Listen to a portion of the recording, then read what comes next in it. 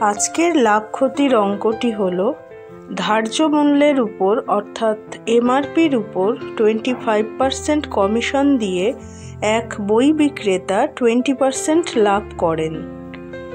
একটি বই বিক্রি করে যদি 9 টাকা লাভ হয় তবে ওই বইটির ধার্য মূল্য বা এমআরপি কত? ধরি বইটির ধার্য মূল্য বা এমআরপি 100 টাকা।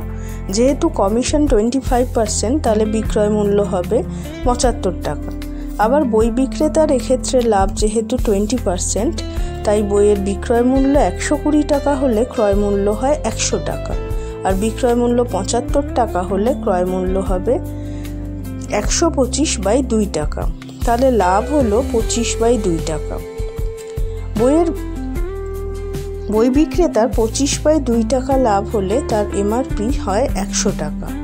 অতএব 9 টাকা লাভ হলে সমাধান করে আমরা পেলাম বইয়ের এমআরপি বা ধার্য মূল্য 72 রুপিস বা 72 টাকা।